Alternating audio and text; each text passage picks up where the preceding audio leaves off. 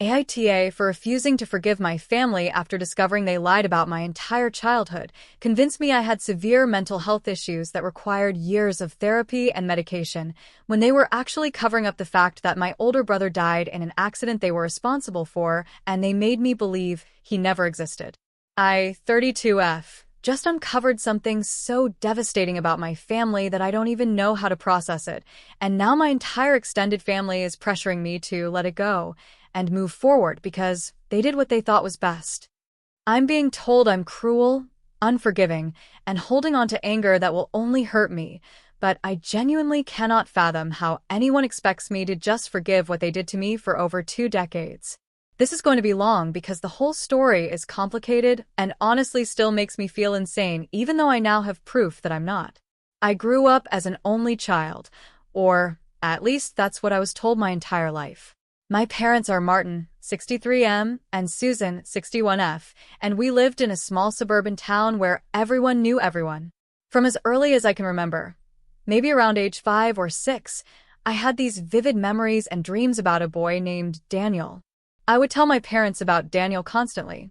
I'd talk about playing with him in our backyard, about him teaching me how to ride a bike, about him reading me stories before bed, about him protecting me from a scary dog at the park. These memories felt completely real to me, as real as any other childhood memory. But every single time I mentioned Daniel, my parents would get this look on their faces, this mixture of concern and sadness, and they'd gently tell me that Daniel wasn't real, that he was my imaginary friend, and that lots of children have imaginary friends, but I needed to understand the difference between pretend and reality. I was so young that I started to doubt myself. Maybe they were right. Maybe I had made him up, but the memories felt so real, so concrete, that I couldn't just let them go. I kept insisting Daniel was real, that he was my brother, that I remembered him. This went on for years. My parents started taking me to therapy when I was 7 because I was becoming increasingly insistent about Daniel, and they were worried about my inability to distinguish fantasy from reality. The therapist diagnosed me with a vivid imagination that had crossed into delusional thinking, possibly early signs of a dissociative disorder. I was put on medication, mild antipsychotics for a child, which looking back is absolutely horrifying. The medication made me foggy and tired, but my parents said it was necessary to help me get better. Throughout my childhood, I continued to have these memories of Daniel.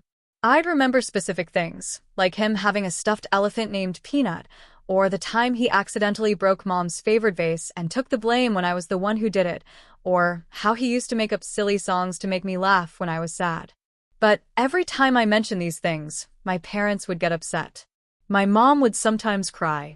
My dad would get stern and tell me I needed to stop this, that I was hurting Mom by continuing to talk about the imaginary brother. Family members reinforced this too. My grandmother, my aunts and uncles, family friends, everyone told me the same thing. Daniel never existed, I was an only child, and I needed to stop talking about him. Eventually, after years of therapy and medication, and everyone telling me I was wrong, I stopped talking about Daniel out loud. But I never forgot him. The memories stayed with me, tucked away in the back of my mind, but I learned to dismiss them as the delusions of a troubled child. I grew up believing I had mental health issues, that my brain didn't work quite right, that I couldn't always trust my own memories and perceptions. This affected everything: my self-esteem, my relationships, my confidence in my own judgment.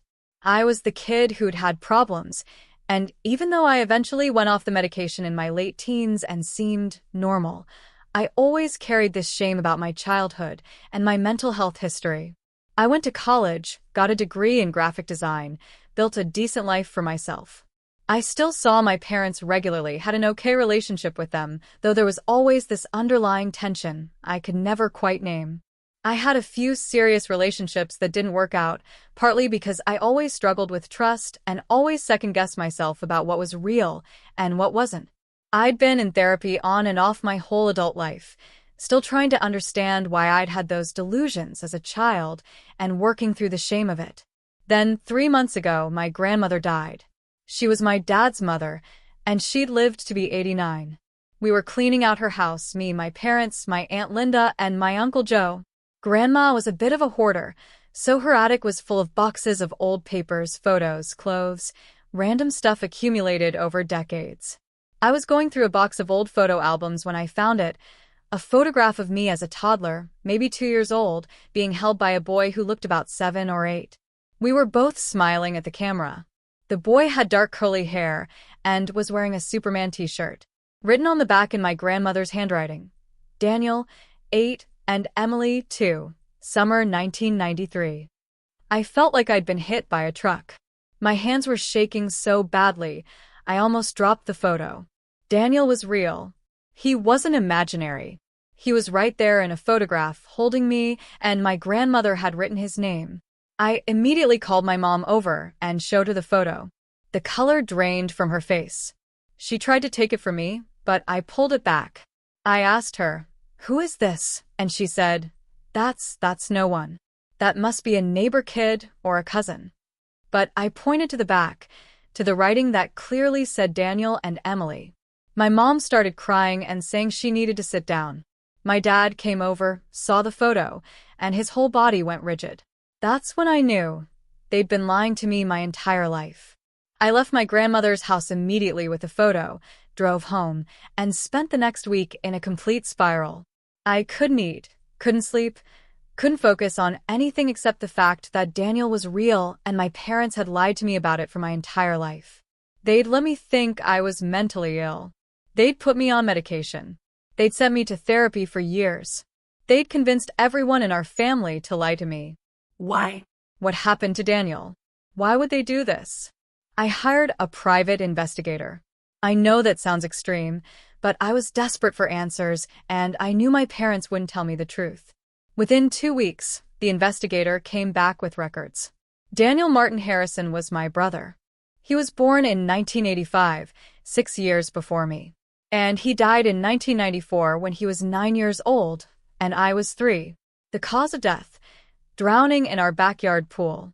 I felt like I was going to throw up when I read the report. The investigator found the death certificate, the newspaper obituary, the police report, everything. According to the police report, on June 15, 1994, Daniel had been playing in our backyard pool. My parents were both home. Dad was inside working, Mom was in the garden. I was apparently taking a nap. No one was directly supervising Daniel. He'd been told he could swim for a little while before dinner. At some point, Daniel got into trouble in the water. By the time my mom came back to check on him, he was unconscious in the pool. She pulled him out and called 911, but he died at the hospital. The investigation found no foul play, but there were concerns raised about the lack of supervision. Daniel had been alone in the pool for at least 20 to 30 minutes with no adult watching. My parents weren't charged with anything, but the implication in the report was clear. Their negligence had contributed to their son's death. I sat in my apartment reading these documents over and over, crying so hard I thought I might be sick. Daniel was real. He was my brother. He died because my parents weren't watching him carefully enough. And instead of dealing with that truth, instead of helping me process the loss of my brother, they convinced me, and everyone else, that he never existed. They let me think I was crazy. They medicated me. They gaslight me for my entire childhood and beyond rather than face what they'd done. But here's the part that makes this so much worse. The part that made me realize this wasn't just grief-driven denial but active, calculated deception. I kept digging through my grandmother's things. My aunt let me come back because she could see how destroyed I was. I found a box of my parents' old belongings that Grandma had been storing. In it, I found letters, multiple letters from my parents to my grandmother, dated from 1995 to 2000. In these letters, my parents discussed the Emily situation. They wrote about how I kept talking about Daniel, how I clearly remembered him, how they decided the best course of action was to deny his existence entirely.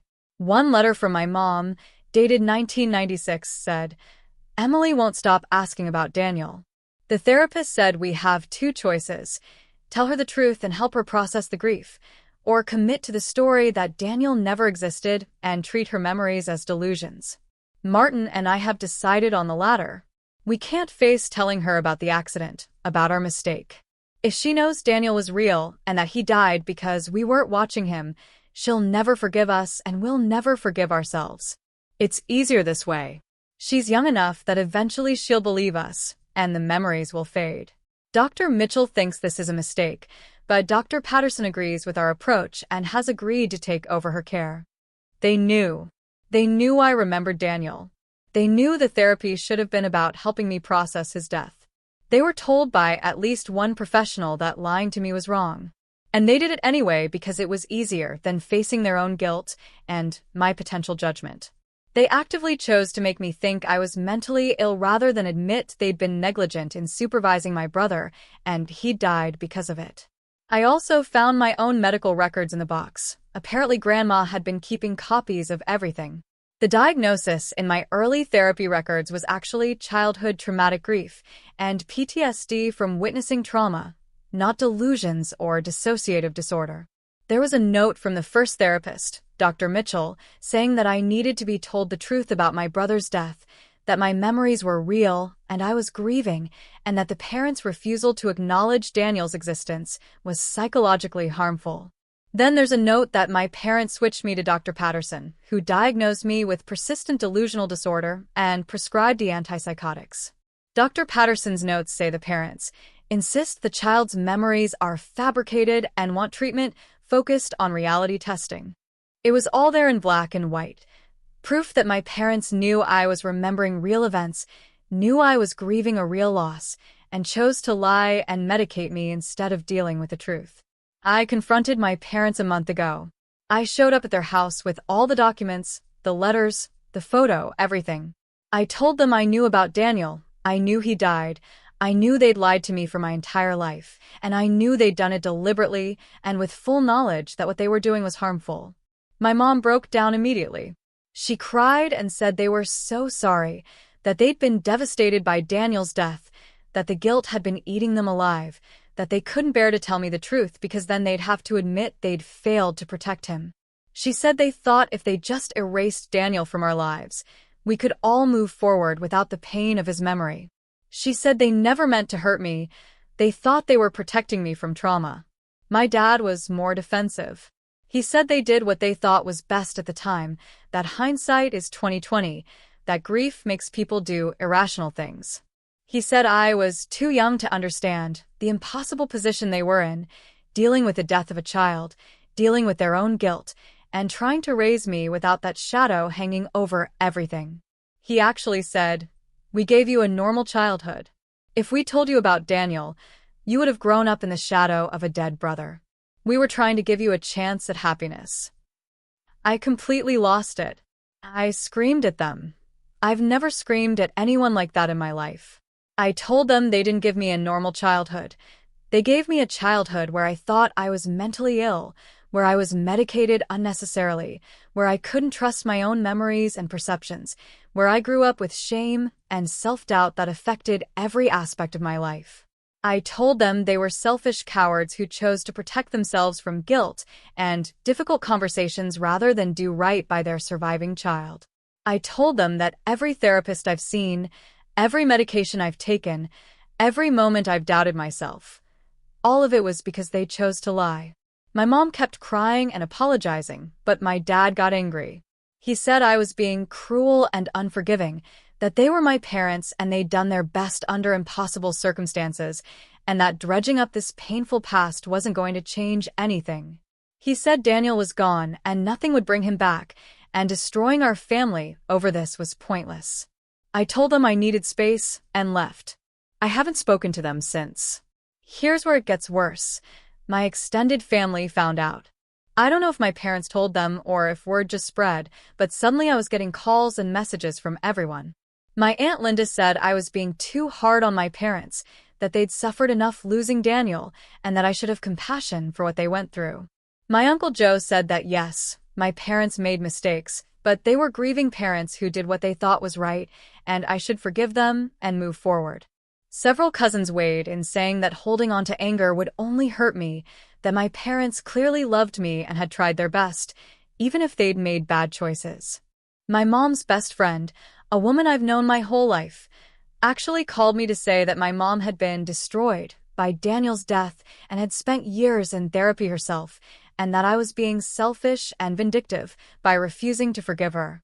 She said, "Your mother lost a child. She was in so much pain, she couldn't think straight. And now you're punishing her for that pain." Even my grandmother, before she died, according to my aunt, had apparently told my parents that they needed to tell me the truth, but they'd refused, and she'd felt obligated to keep their secret even though she disagreed with it. My aunt said Grandma felt guilty about it until the day she died. The only person who's been supportive is my best friend Rachel, who's absolutely horrified by what my parents did and thinks I have every right to cut them off entirely. She's been the only one saying, "This is insane. Your parents gaslit you for decades. You don't owe them anything." But even Rachel has started saying things like, "I support whatever you decide, but I want you to think about whether staying angry is serving you." Everyone keeps using the same phrases. They did their best. They were grieving. Holding on to anger will only hurt you. Family is family. You only get one set of parents. Don't you think they've suffered enough? And honestly, I'm starting to feel like I'm going crazy all over again. Am I being unreasonable? My parents did lose a child, and that's an unimaginable tragedy. They were probably not thinking clearly. But here's what I keep coming back to. They didn't just make one bad decision in the immediate aftermath of trauma. They maintained a lie for decades. They were told by professionals that what they were doing was harmful, and they did it anyway. They watched me struggle with self-doubt and shame my entire life and never came clean.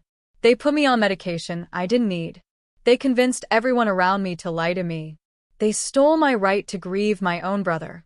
Even if I accept that their initial decision came from a place of pain and poor judgment, how do I forgive 30 years of sustained deception?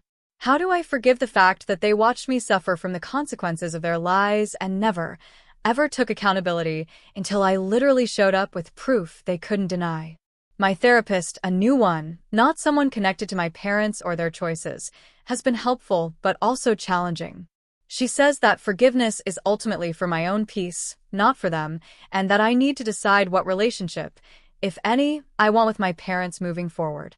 She says their actions were deeply harmful and wrong, but that people in extreme grief sometimes make terrible choices, and I need to figure out if I can accept that explanation or if the breach of trust is too fundamental to repair. She keeps asking me, "What do you need from them to even consider rebuilding this relationship?" And honestly, I don't know if there's anything they could do. They've apologized, but it feels hollow. How do you apologize for stealing someone's childhood, their sense of reality, their relationship with their own mind? My mom sent me a long letter last week. In it, she explained that after Daniel died, she had a complete breakdown. She was hospitalized briefly for severe depression and suicidal ideation. When she came home, she couldn't look at Daniel's photos, couldn't talk about him, couldn't function if anything reminded her of him. My dad suggested they pack away everything of Daniel's and try to move forward. Then I started talking about Daniel. At first just occasionally, but then more and more, and every time I did, my mom would have panic attacks. Her therapist at the time suggested that removing all reminders of Daniel, including discussions about him, might help her heal.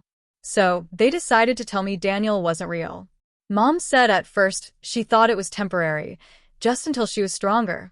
But then time passed, and it became harder to tell the truth, and eventually it seemed impossible to undo.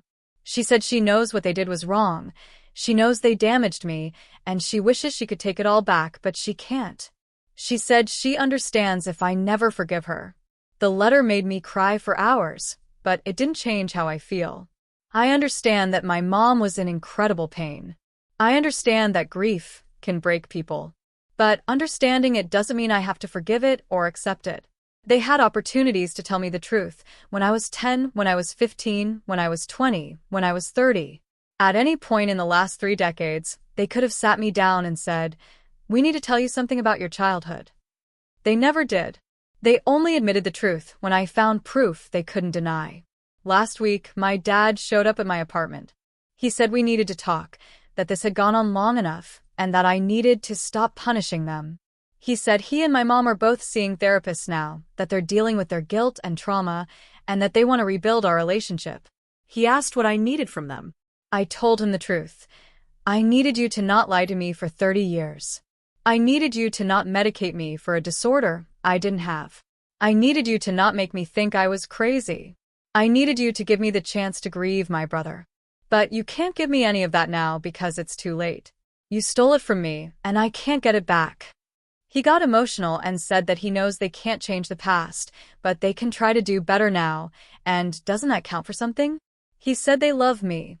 They've always loved me, and their actions came from a place of broken-hearted desperation, not malice. He said, "We're still your parents. We're all the family you have. Please don't throw that away." But here's the thing. I'm not throwing anything away. They did.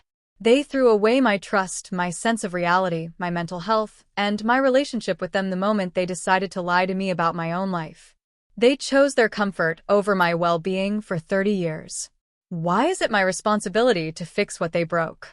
Reddit. I genuinely don't know if I'm being unreasonable. Everyone in my life except Rachel is telling me I need to forgive my parents, that what they did was wrong but understandable, that I'm making things worse by holding on to anger. They say my parents have suffered enough, that continuing to shut them out is just causing more pain for everyone, including me. They say that families should forgive each other, especially when the actions came from a place of pain rather than malice. But I look at those letters my parents wrote, talking about how it was easier to let me think I was delusional than to face their own guilt. I look at the medical records showing I was misdiagnosed and medicated unnecessarily. I think about all the years I spent doubting myself, being ashamed of my mental health history, struggling to trust my own perceptions. I think about the fact that I never got to know my brother, never got to grieve him properly, never even got to visit his grave, which I finally found. They buried him in a cemetery 2 towns over and never mentioned it to me. And I can't just let that go because they were grieving or doing their best. Their grief doesn't erase what they did to me. Their pain doesn't justify my suffering, does it? Or am I being cruel and unforgiving like everyone says?